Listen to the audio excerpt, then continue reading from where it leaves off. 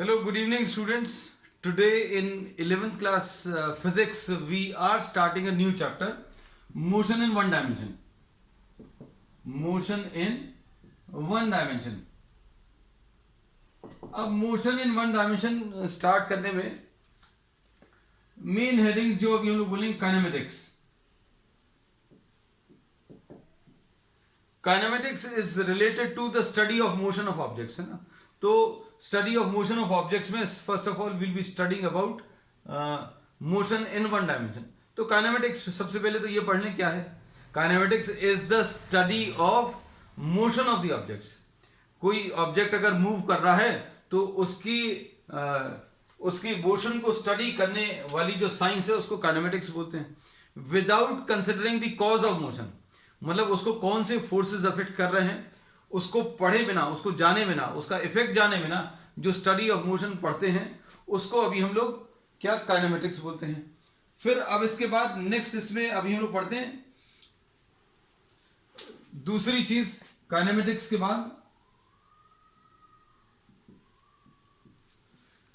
बाद नेक्स्ट चीज जो अभी हम लोग पढ़ते हैं वो है डायनेमिक्स.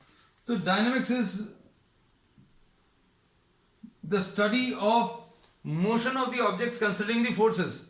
किसी ऑब्जेक्ट के ऊपर कौन से फोर्सेस लग रहे हैं और उनका क्या इफेक्ट है, वो उसके साथ मोशन की स्टडी जो है that is termed as what, the dynamics. तो dynamics deals with what, dynamics deals with the effect of forces. If this deals with the effect of forces on the motion of the object.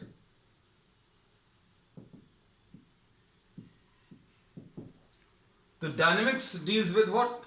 It deals with the study of motion or study of effect of forces on the motion of the object, है ना. तो अब हम लोगों ने इसमें dynamics बता दिया. Kinematics study of motion without considering the forces. दोनों में डिफरेंस समझ लो. इसमें अभी हम लोग मोशन को, काइनेमेटिक्स में मोशन को स्टडी करते हैं विदाउट कंसिडरिंग द फोर्सेस. भाई कौन से फोर्सेस काम कर रहे हैं. कोई बॉल चल रही है, कोई बॉल अगर मूव कर रही है तो वो बॉल का मूवमेंट कंसीडर करेंगे. भाई इसकी पोजीशन कितनी चेंज हो गई, कितने समय में, वेलोसिटी कितनी चेंज हो गई या वेलोसिटी कांस्टेंट है, इसने कितना डिस्टेंस ट्रेवल किया, इसका एक्सेलरेशन क्या है, without considering what the forces acting on the object. जो study of motion of the object है उसको काइनेमेटिक्स बोलते हैं. And study of motion of the objects considering the effect of the forces, इसको अभी हम डायनेमिक्स बोलते हैं. और इन दोनों को मिलाकर जो ब्रांच ऑफ साइंस है उसको मैकेनिक्स बोलते हैं. तो mechanics is a very important topic of physics, बहुत इंपॉर्टेंट है. तो मैकेनिक्स में अभी हम लोगों ने बोला काइनेमेटिक्स और डायनेमिक्स. काइनेमेटिक्स में we will be studying about the motion of the object without considering the forces. Forces नहीं कंसीडर करने. और अभी आपको पता भी चलेगा जैसे जैसे ये चैप्टर आगे बढ़ेगा हम लोग ऑब्जेक्ट की position, velocity, distance, displacement, acceleration, ये सब कुछ कंसीडर करेंगे, लेकिन उसके ऊपर फोर्सेस क्या काम करेंगे उसकी बात नहीं करेंगे. तो काइनेमेटिक्स में यही, डायनेमिक्स में we will study the effect of forces, है ना. तो अब आ जाएं आगे. तो अब हम लोगों को यह पता चल गया है कि कुछ अभी हम लोग मोशन के बारे में पढ़ने वाले हैं. We will be studying something about motion.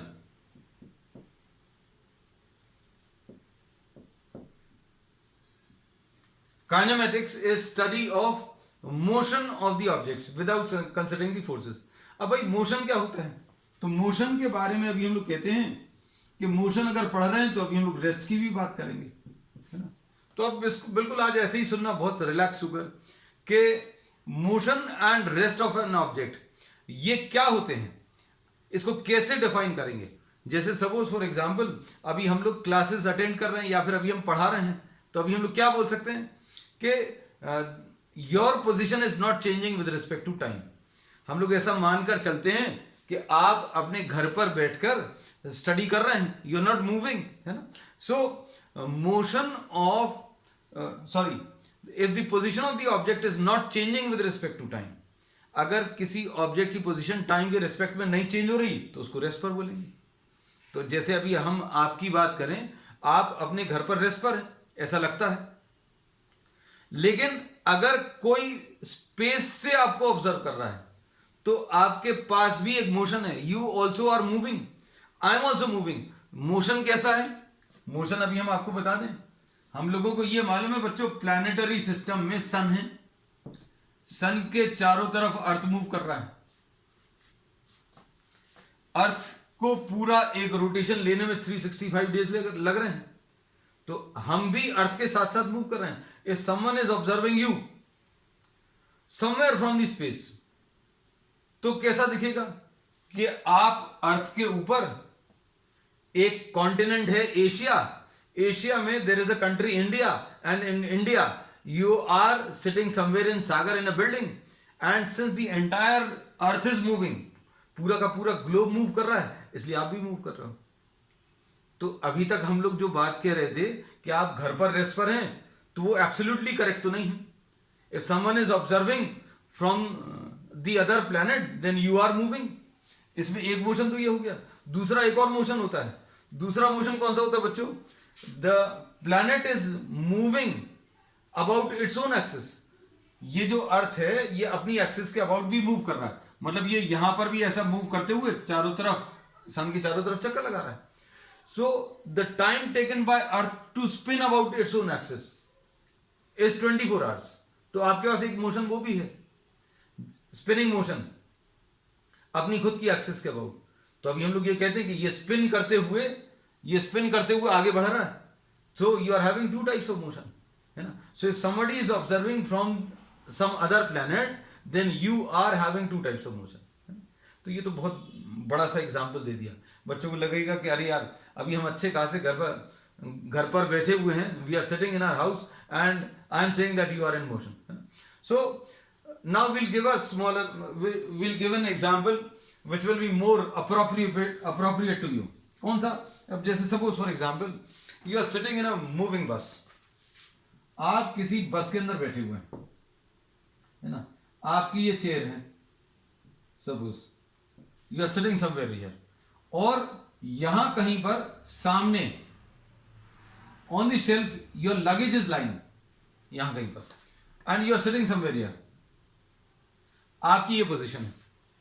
The position of the luggage with respect to you is not changing, मतलब वो रेस्ट पर है ना। और अगर आपके लगेज की position with respect to yourself is changing, मतलब आप जहां पर बैठे हो और आपको ये लग रहा है कि आपके लगेज की पोजीशन चेंज हो रही है, मतलब इसको कोई उठाकर ले जा रहा है, someone is taking it away, है ना। तो अभी हम लोग उस कंडीशन की बात नहीं कर रहे। Suppose the luggage is lying on the upper seat, या लगेज का जो रैक है उस पर लाई कर रहा है। So the luggage appears to be at rest with respect to the person who is sitting inside, and this is suppose the compartment of a train or a bus and this is moving. तो इसमें अभी हम लोग बोलेंगे हम लोग अंदर बैठे हुए हैं, बस के अंदर हैं या ट्रेन के अंदर है, लगेज भी ट्रेन के अंदर है या बस के अंदर है, तो this luggage appears to be at rest, luggage appears to be at rest. But if someone is observing from outside, अगर बाहर से कोई ऑब्जर्व कर रहा है तो क्या होगा? The luggage, the same luggage appears to be moving and the velocity of the luggage will be same as the velocity of the bus or the train. जितनी velocity से ट्रेन चल रही है उतनी ही velocity से उसके अंदर रखे हुए सारे ऑब्जेक्ट्स मूव कर रहे हैं. So if somebody is observing from outside, the luggage appears to be in motion. तो क्या कह सकते हैं? आप इसको सोच कर देखना कि वही आपका बैगेज है, वही आपका लगेज है. अगर आप अंदर से ऑब्जर्व कर रहे हो, if you are observing it from inside, you are sitting on your allotted seat and you are observing the luggage, it is at rest. But if someone observes from outside, अगर कोई बाहर से देख रहा है तो हमारी वेलोसिटी, लगेज की वेलोसिटी और ट्रेन की वेलोसिटी सेम है. So we say that the luggage is having a velocity which will be equal to the velocity of the train. ठीक है. अब इसके बाद अभी हम लोग आगे आते हैं. रेस्ट और मोशन फिर क्या है, इसकी डेफिनेशन क्या है? अब यही लगेज जो है, अभी हम लोगों को यही लगेज हम लोगों को अंदर से रेस्ट पर दिख रहा था, बाहर से अगर ऑब्जर्व कर रहे हैं तो मोशन में दिख रहा है ना? तो अब हम लोग इसको कैसा बोलते हैं? If the position of the object, if the position of the object changes with respect to the surroundings,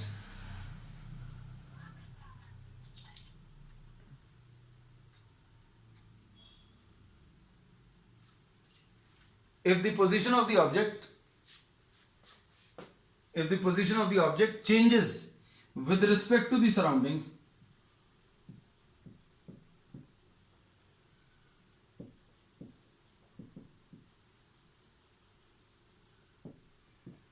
then it is in motion. बहुत सिंपल सी डेफिनेशन बता दी। अगर कोई चीज अपनी आसपास की चीजों के रिस्पेक्ट में अपनी पोजीशन अगर चेंज कर रही है तो वो मोशन में है। रेस्ट पर, if the position of the object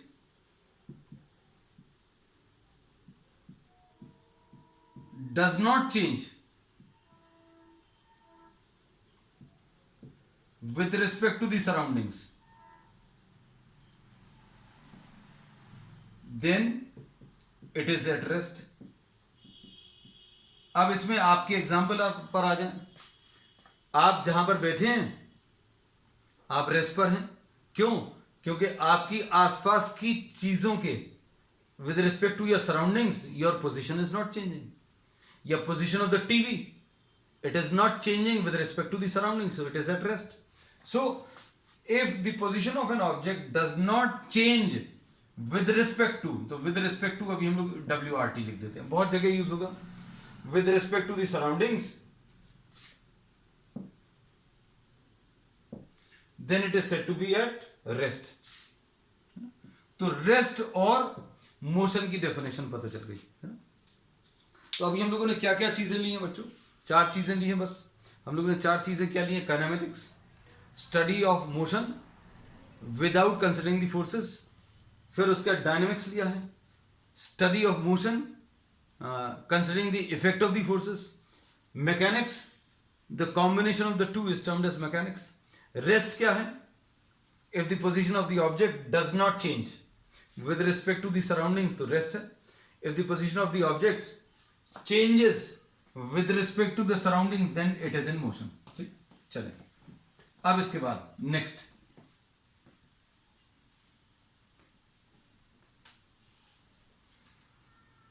rest और मोशन बच्चों अभी हम लोगों को पता चल गया है ना?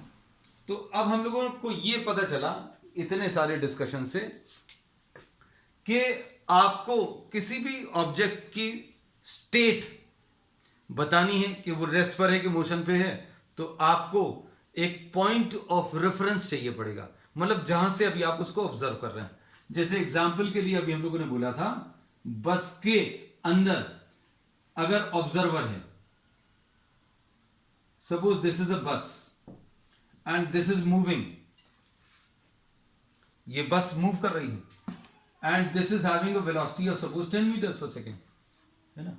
And here you are having the luggage. This is the luggage.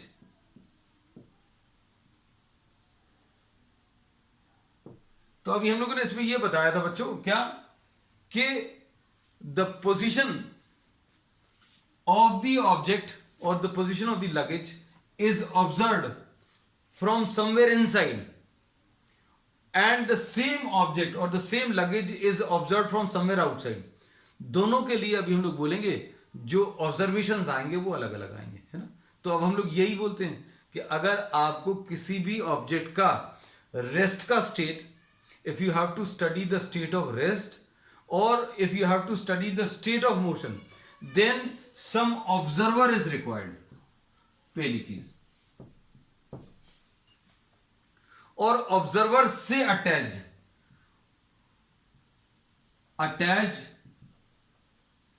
to the observer we will be fixing the coordinate axis, ठीक है? attached to the observer we are fixing some coordinate axis. कुछ coordinate axis अभी हम लोग attach करेंगे.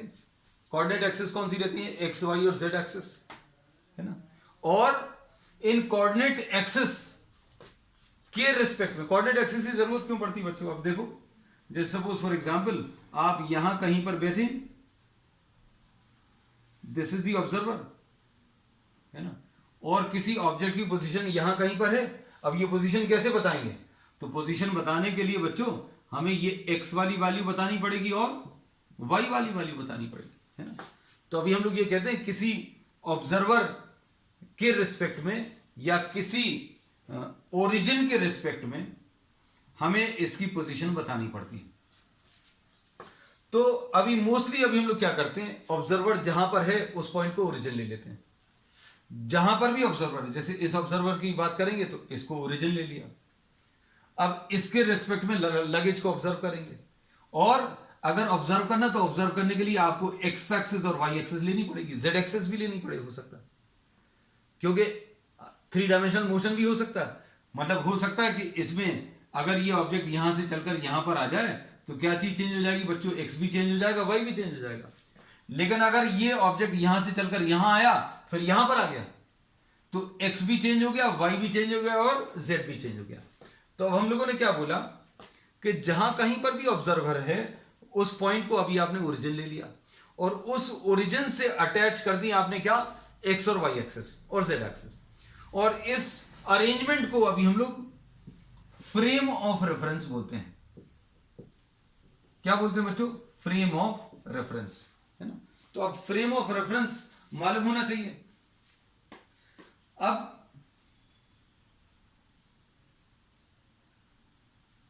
Frame of reference क्या हो गया? तो फ्रेम ऑफ रेफरेंस में बच्चों जहां से हम लोग ऑब्जेक्ट को ऑब्जर्व कर रहे हैं, पहली चीज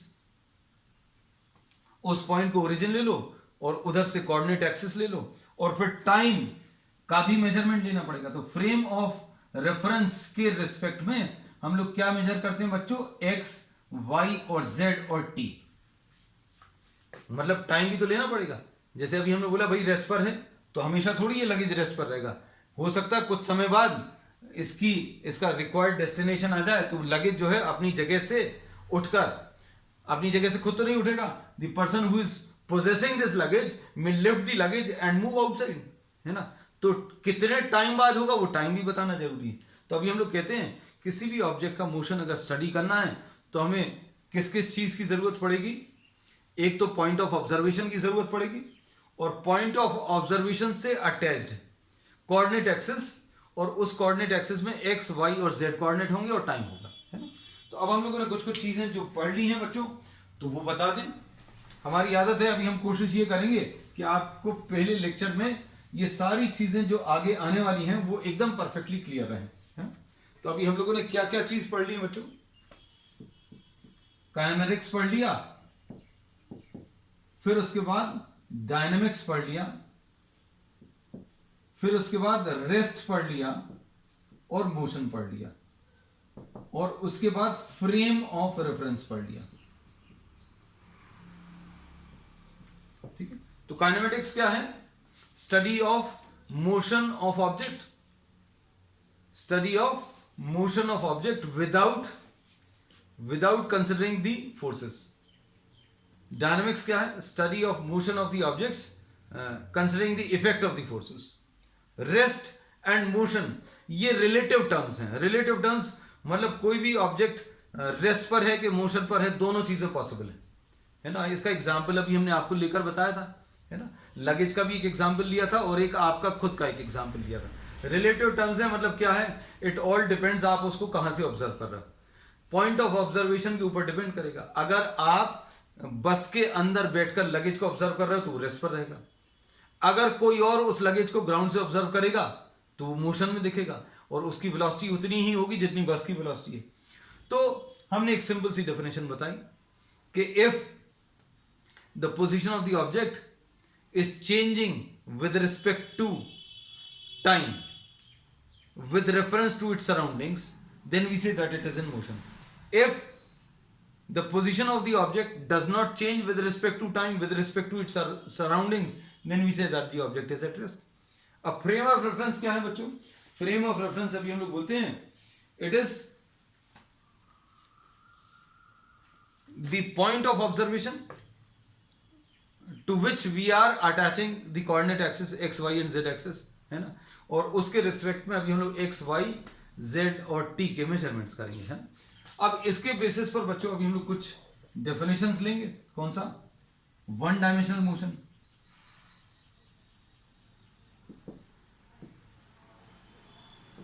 फिर उसके बाद two dimensional motion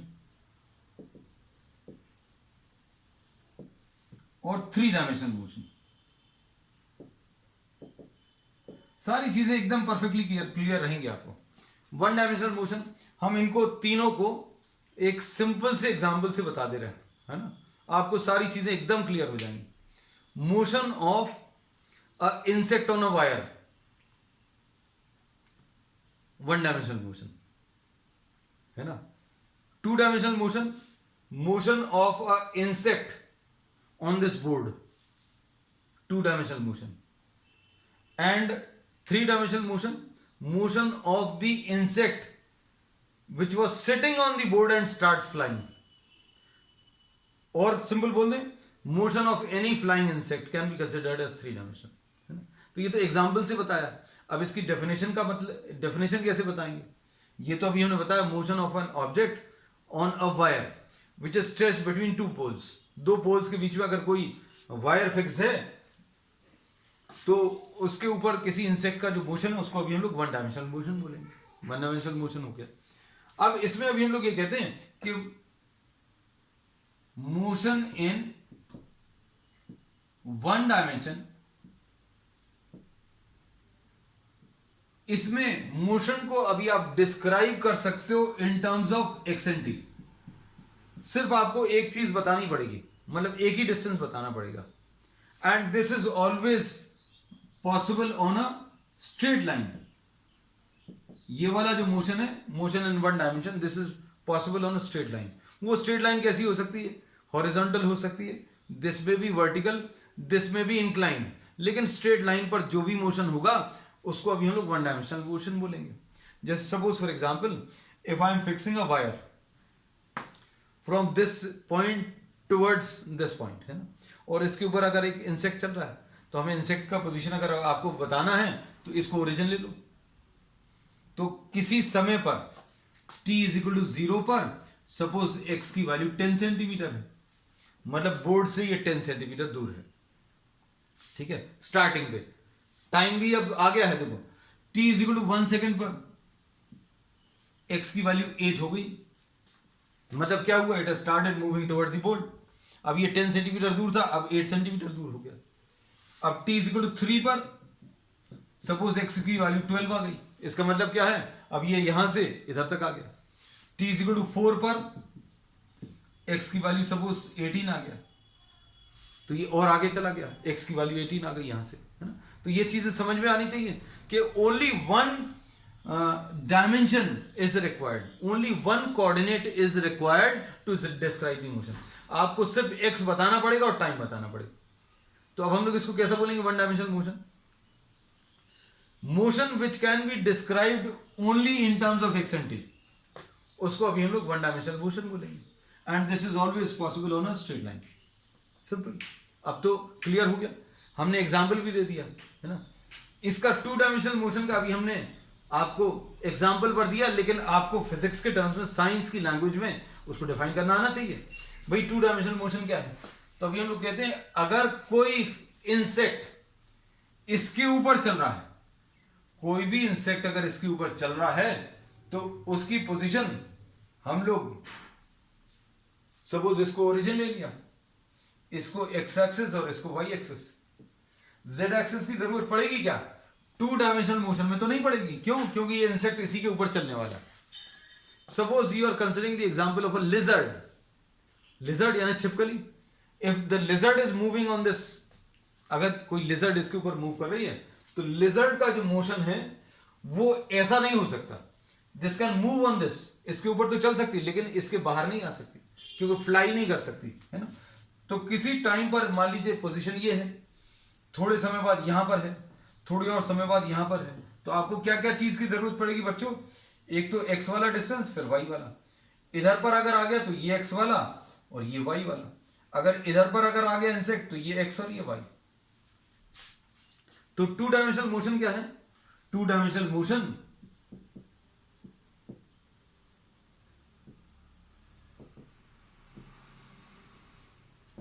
can be described in terms of x, y and t.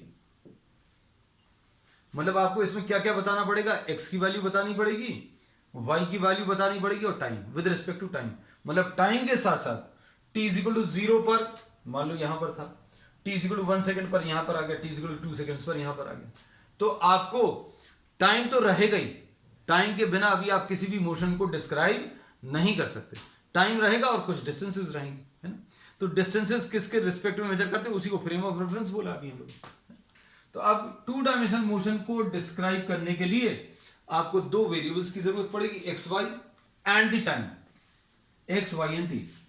इसका एग्जांपल है motion of a insect on a wall, एक तो ये हो सकता है, और फ्लोर, जमीन पर भी किसी इंसेक्ट का जो मोशन है उसको अभी हम लोग कैसा कंसिडर कर सकते हैं?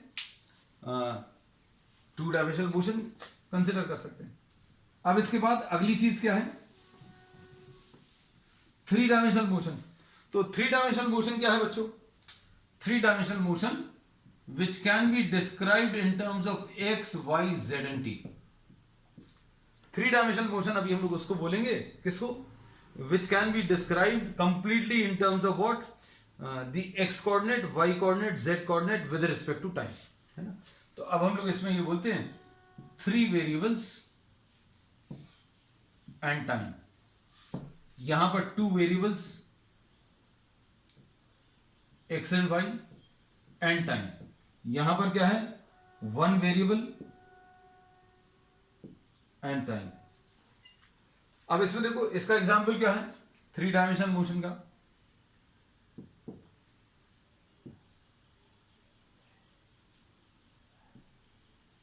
थ्री डायमेंशनल मोशन का क्या है?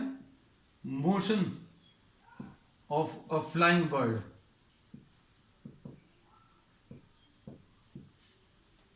इसको अभी हम लोग क्या कह सकते हैं? इसको अभी हम लोग थ्री डायमेंशनल मोशन कंसिडर कर सकते हैं, या थ्री डी मोशन। तो अब इसके बाद बच्चों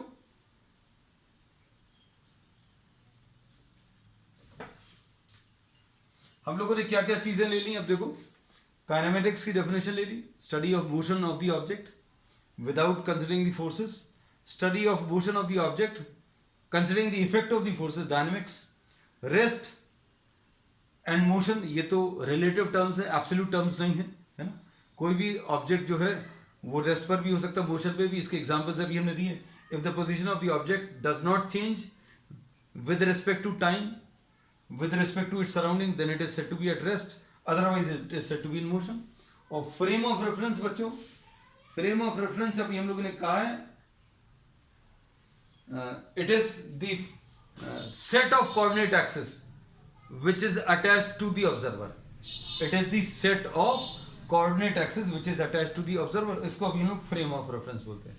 फिर उसके बाद अभी हम लोगों ने क्या लिया है बच्चों? हम लोगों ने लिया इसमें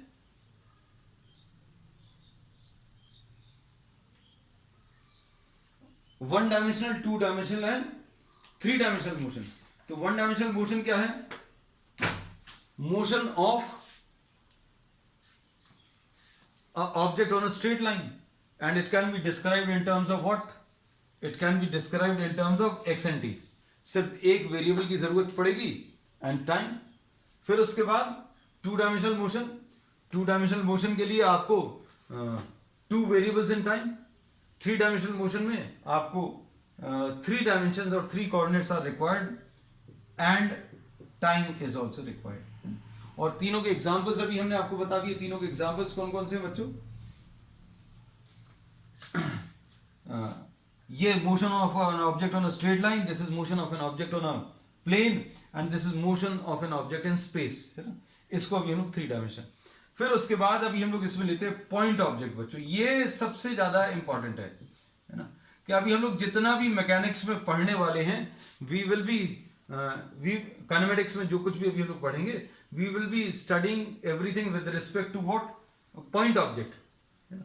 तो पॉइंट ऑब्जेक्ट उसको बोलते हैं, जैसे सपोज फॉर एग्जांपल अगर कोई कार मूव कर रही है, तो as compare to the distance covered, the size of the object, if the size of the object is very very small as compared to the distance covered by it, then we say that it can be considered as a point object, है ना। आप पूरी car को एक point मान सकते हो कब, जब वो बहुत ज्यादा डिस्टेंस ट्रैवल कर रही, पता चला डिस्टेंस उसने 15 किलोमीटर ट्रैवल किया, तो 15 kilometre is very large as compare to the size of the car.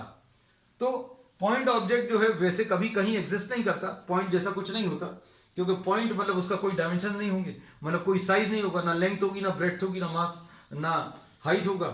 लेकिन अभी हम लोग बोलते हैं ये मैकेनिक्स में मोशंस को स्टडी करने में बहुत यूजफुल कॉन्सेप्ट है। और आप कार को भी पॉइंट ऑब्जेक्ट जैसा कब मान सकते हैं, when the distance travelled. Point object का कॉन्सेप्ट ये अच्छे समझना, किसी ऑब्जेक्ट को आप पॉइंट ऑब्जेक्ट तब मान सकते हैं when the distances travelled are very large as compare to the size of the object, है ना। चलो, तो बच्चों अब आज अभी हम लोगों ने क्या क्या चीज पढ़ ली, kinematics, dynamics, rest, motion, frame of reference, 1 dimensional, 2 dimensional, 3 dimensional motion and point objects, है ना। Remaining concepts will continue with on the next term. That's all for today.